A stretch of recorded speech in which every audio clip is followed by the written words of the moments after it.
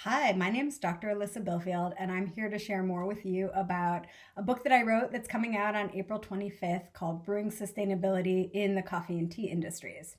What experience inspired me to write about this topic? Well, that's a really long story, but basically, when I was a PhD candidate at Tulane University, I was doing field research in Guatemala, and my research was focused on nutrition and food systems. But I ended up getting really pulled into the coffee industry there, which is a huge part of the economy. And so my research was really looking at sustainable livelihoods and how that impacts household food security.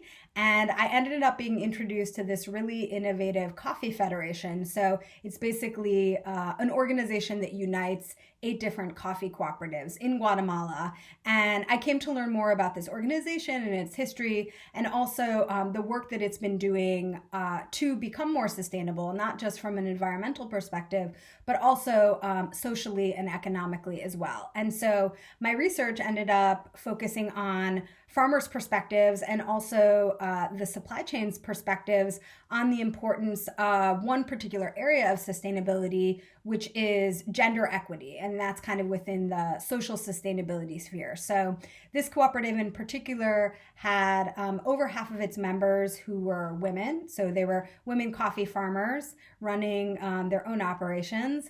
And the federation itself was running a lot of really innovative educational programs and also trainings for all of its coffee cooperative members around gender equity and the importance of integrating that into the organization and into their communities as well.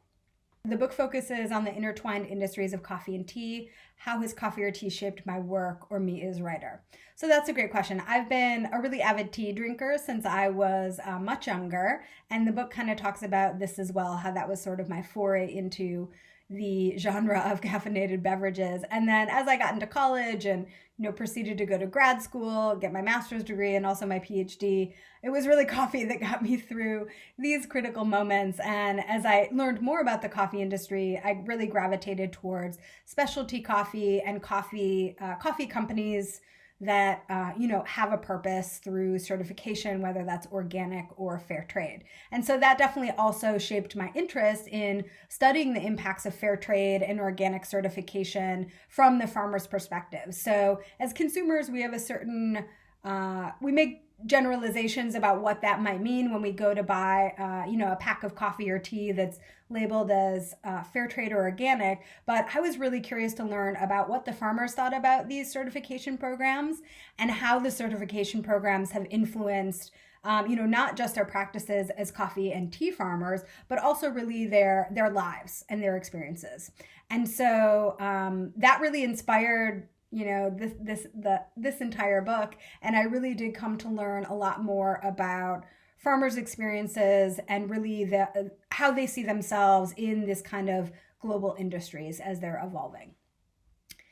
One of the most surprising things I learned creating my book. That's a great question.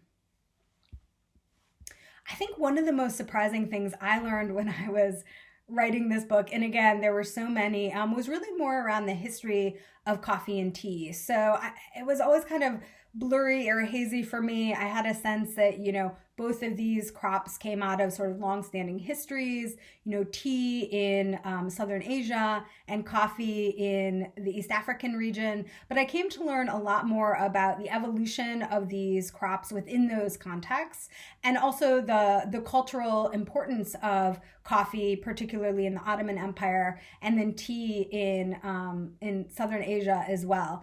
But what was really fascinating was to learn that there was actually a period of time during colonization when coffee and tea were being planted almost simultaneously. And in some areas where, let's say, coffee failed, for example, in Sri Lanka, there was a coffee industry that had been started, coffee rust hit, and then tea was supplanted. And what's so fascinating to me about that is that most people, when you hear about Sri Lanka, they think of tea, right? Black teas. Sri Lanka is famous for black tea. But in fact, coffee had a history and is starting to experience a resurgence there. So that was definitely one of the most interesting things I learned in creating the book. community is an important value to us at Groundworks. What does community mean? So that's a great question. I think from my work with the farmers, I came to learn a lot about what community means when we talk about food systems and sustainability. So organizations and structures like cooperatives really help farmers to build community, and that's incredibly important when we think about building adaptability into the current system. Farmers are dealing with so many uncertainties, and so cooperative organizations are one component of community that helps them really stay supported and be able to adapt to challenges. And then I think that the relationships that exist between farmers and also exporters and importers and retailers, especially in this kind of new emergent wave of coffee where values, ethics, and sustainability are so important to not just consumers at the end of the supply chain, but to all of the different players in the supply chain. And that was another really important realization that came from the book. And one of the important conclusions is really the importance of these value-based relationships that you could consider to be a part of this kind of value system around community in this kind of penultimate wave of coffee that we're currently in. Some people say it's the third wave, some people say it's the fourth wave, but whatever it is, ultimately in concluding in the book, this was one of the three most important parts that sort of arose. The importance of